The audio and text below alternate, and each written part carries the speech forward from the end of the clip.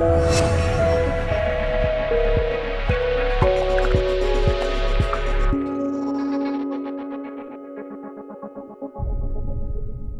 everyone.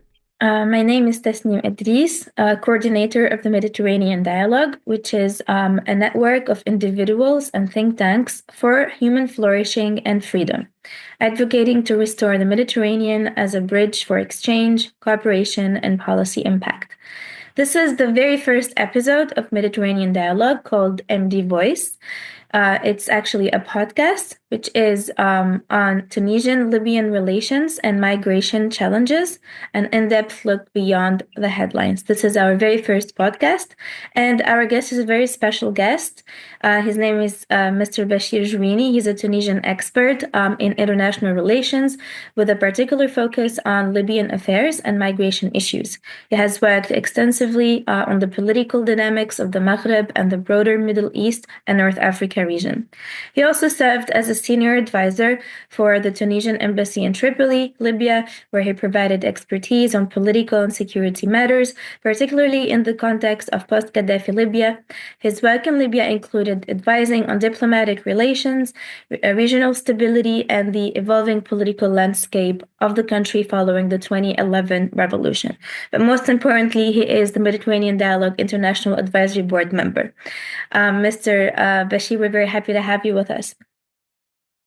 Thank you, Tasneem. Thank you for the invitation. I'm so glad to speak with you and to speak with your public. It's a great moment to speak about Tunisia, Libya, but also to speak about Mediterranean area and immigration also. Thank you very much. So we have three segments today. The first one is setting the context. The second one is current challenges. And the third one is regional and international dynamics. So let's start right away.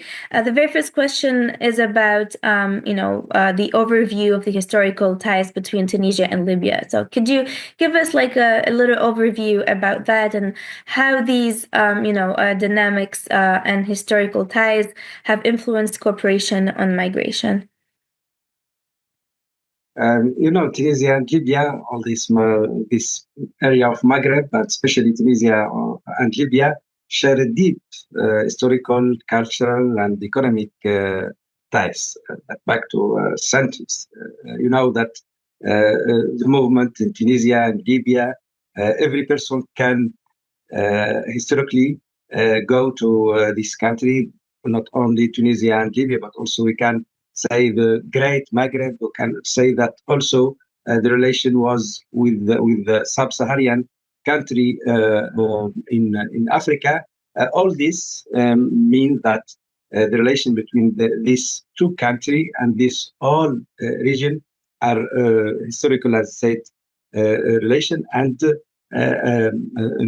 I think that we can't speak about immigration now without referring to this historical relation between this country and this normal movement of people.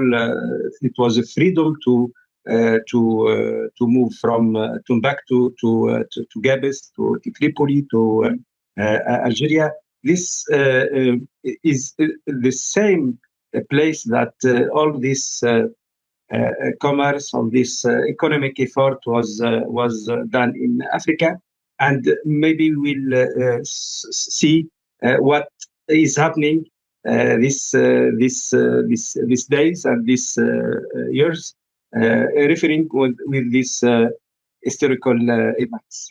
Right. So we do have historical ties, but unfortunately, things have changed with, after 2011. So how have recent political and security changes in Libya and Tunisia affected migration patterns towards Tunisia and the broader region? What do you think about that?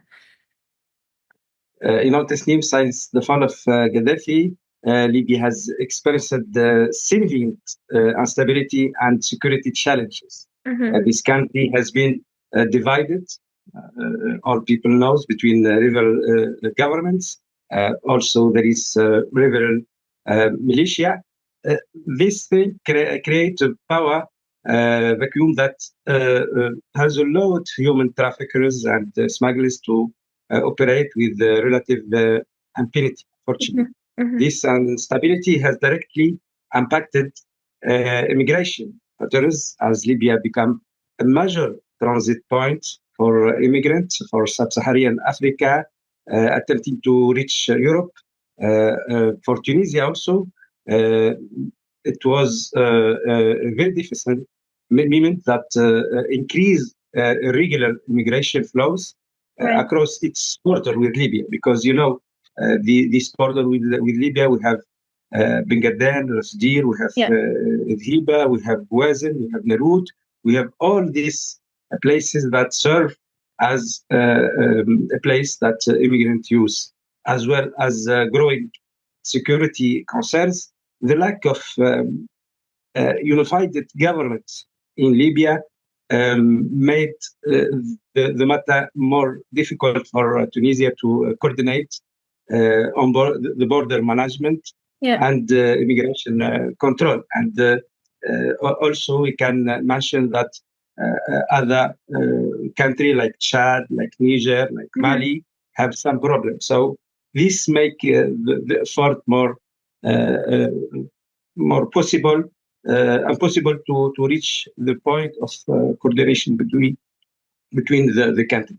Right. So you think that because of the continued instability in different sub-Saharan countries, this has, contributed in the mess that we're seeing right now in Libya. But I want to talk about Tunisia in particular because, you mentioned the historical ties, and Tunisia has witnessed relatively stable, period politically since 2011 compared to other countries.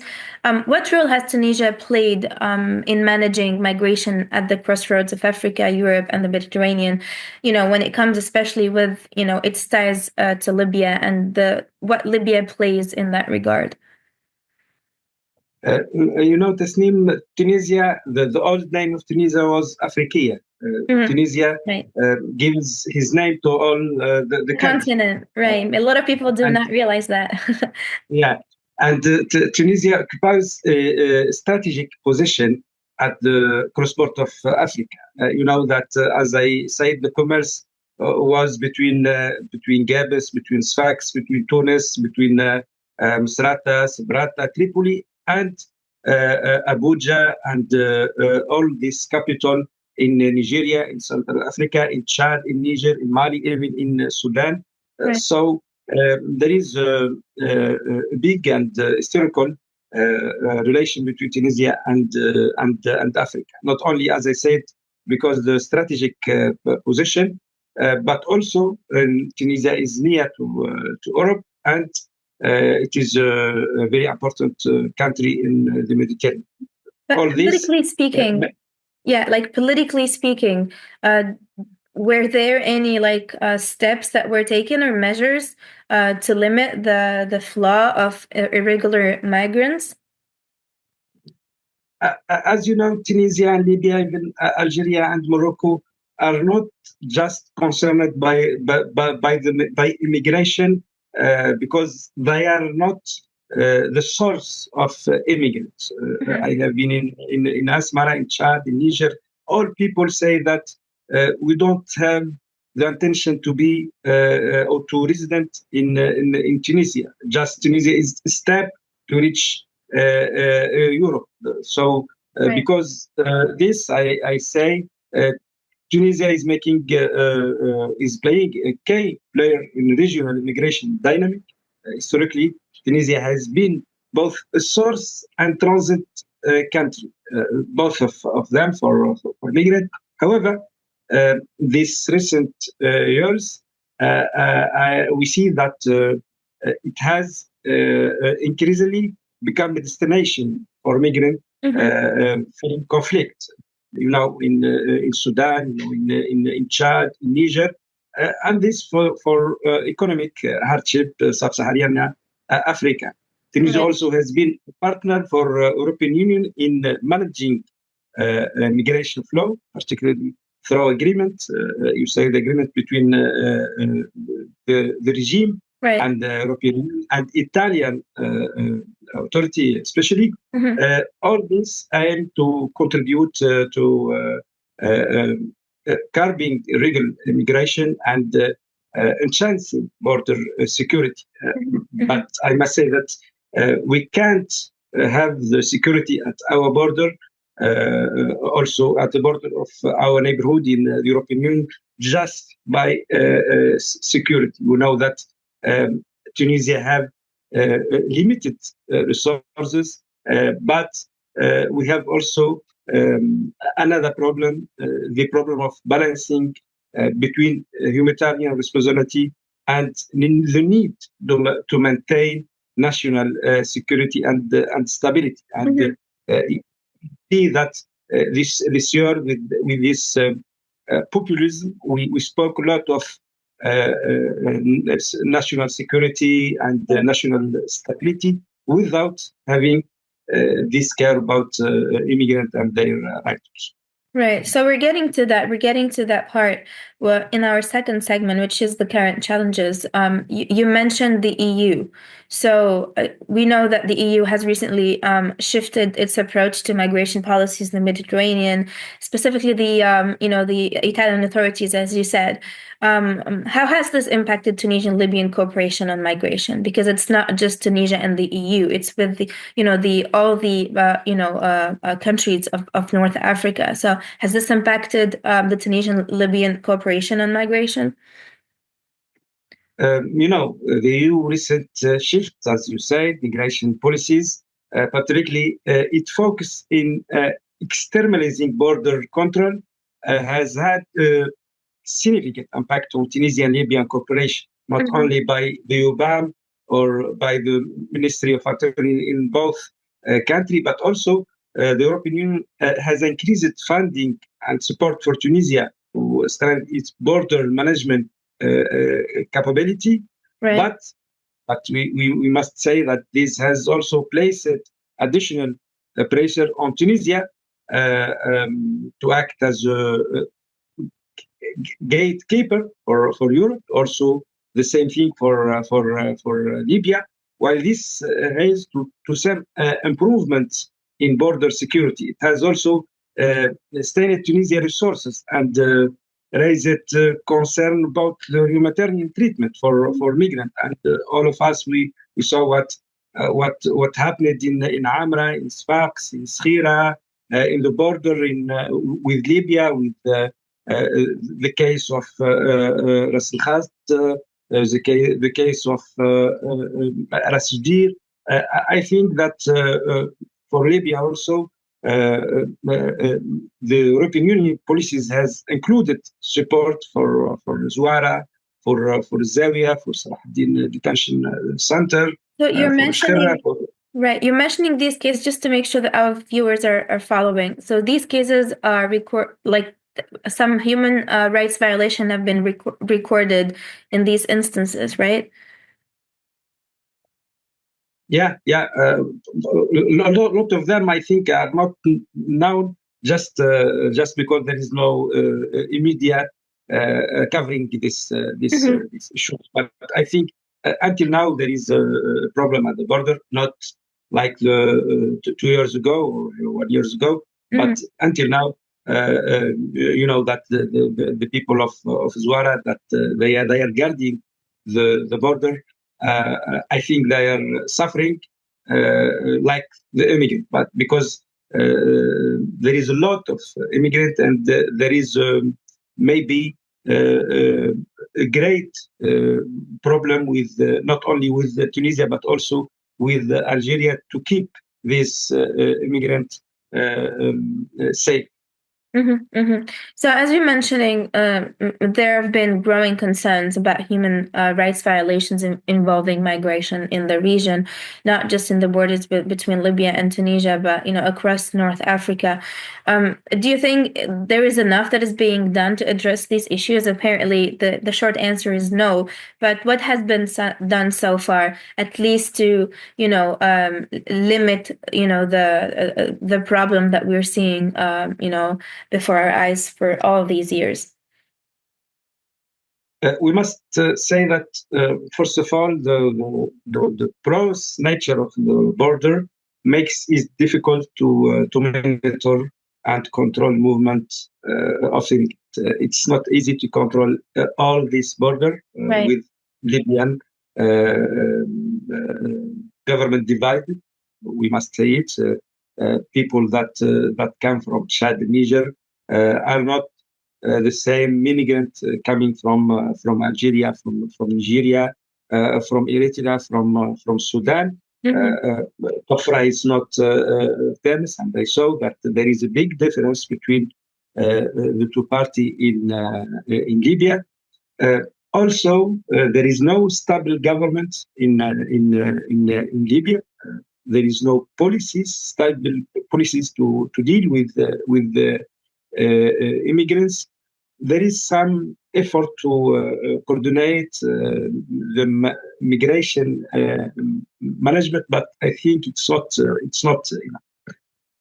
Third, we must mention that Tunisian own economic challenge limits that capacity to provide adequate support for immigrants. It's also a great problem.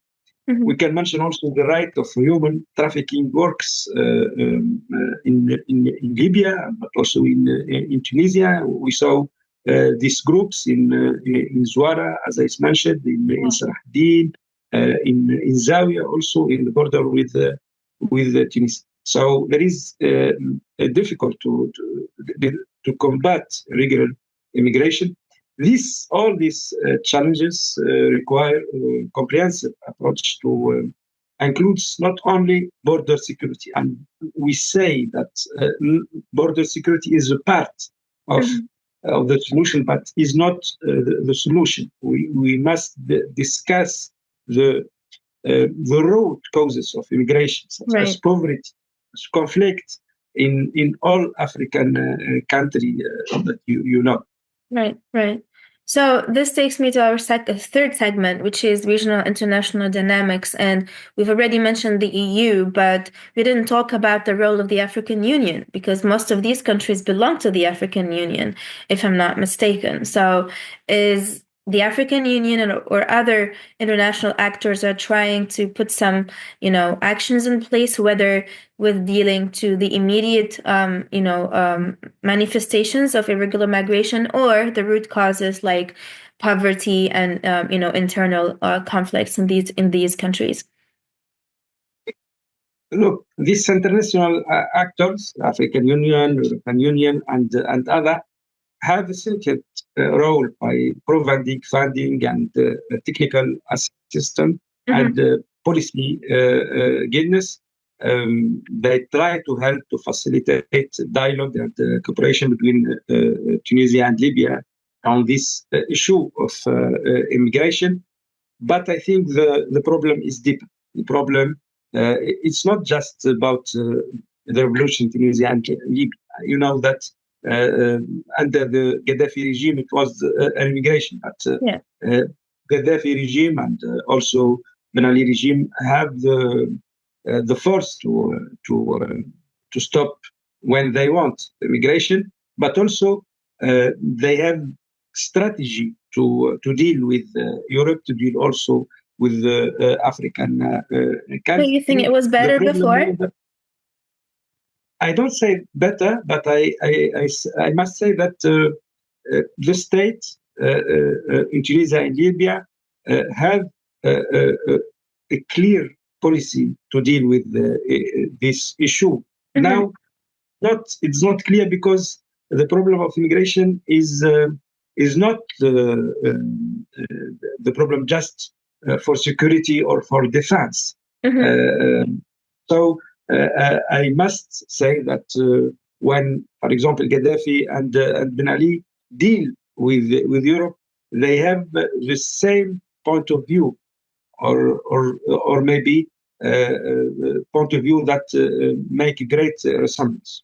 Now, I think European Union and other institutions and other neighborhood are dealing with each country alone. And I think this is a big problem. So the problem of Algeria with Spain, for example, and for Italy, it's not the problem of Tunisia with Italy, for example, and the same case for Libya. So I think that dealing each country alone, it's not good not only for the country, but not but for the immigrants also, and for the case of dealing with this important issue. So you think that we should have like in North Africa we should have like a unified voice to talk to the counterpart, which is the EU, you know, so the African Union is not necessarily playing that. We're still talking, you know, at the level of states, and there is not even, you know, a solid state in Libya. That's why we're seeing all of this mess. I think that this positive dynamic between Tunisia, Libya, and Algeria that started in Algeria, and the second step was in Tunis last summer, and maybe this month or in some other month we can see the three leaders in Tripoli can be a part of the solution to have the same discourse, to have the same solution, because giving money and giving support for each country that apply each strategic does not give the real and the response to the issue of immigration. Right. So when I was conducting research on this podcast and on this topic, I came across an article which really surprised me, because we tend to think about the Mediterranean, you know, as a locked place. You know, it's only South Europe and North Africa, but it's actually bigger than that. The issue of migration is actually dealing with the entire world, and that's why in Mediterranean dialogue we are focusing on the Mediterranean. That's correct, but we're beyond. We're also focusing on what's beyond. So the article is from Nukta.com, and it says that Pakistani smugglers have illegally moved more than 600,000 people into Libya by exploiting Pakistan's electronic visa system and corrupt immigration officials, according to the documents obtained by Nukta.com website that focuses on markets, finance, and new websites. So geographically speaking, Libya and Pakistan, they're like a world apart, but still smugglers are finding tweaks and ways to go beyond, you know, and above the law, and get people from Asia to Libya to get to Europe. It's such a long way, don't you think so? Yeah, it's a long way, but I have been contacting with this immigrant from Pakistan, from other part of world, from Africa, and every time I'm surprised, because I found someone who made the trip for like 10 times or like 20 times, and they don't stop. Every time they have the intention to make this trip again and again. And this, for us, it's a relevant thing. Yeah. They have only this way, they say. They don't have another way, either they are from Pakistan or from Eritrea, from Sudan, from South Africa, from Nigeria. And unfortunately, I can say that a lot of sad story about people coming to reach the future, but even when they don't have the future, they create a new opportunity to make transit in Libya and to migrate to Tunisia, to Algeria, to have a better life. And I think this is I think that we should stop, and we should have together. I don't say solution, because the problem is bigger to be solved with one NGO or 10 NGO. Yeah. The problem is bigger, but I think we can speak about them. We can tell the world that this problem of immigration is so complicated, and only by gathering all efforts, effort of researcher, effort of security, effort of expert, effort of NGOs, we can give them a chance to have maybe a new or a better life. Well, with this hopeful note, I would like to thank you for all of these information, and hopefully we will learn how to, deal with the, roots of this problem, not just its manifestation. Because, as you said, for someone who's coming all the way from Pakistan to get to Libya to go to Europe, it means that the situation in wherever they come from is so desperate that they wouldn't look back and they would just go to the unknown, which means that we need to deal with, the conflicts, the poverty in each country, so that this irregular migration phenomenon just, evaporates on its own. So yeah, thank you very much for being with us, and looking forward to having you again. And thank you for being part of the Mediterranean Dialogue Network. Thank you. Thank you. Goodbye.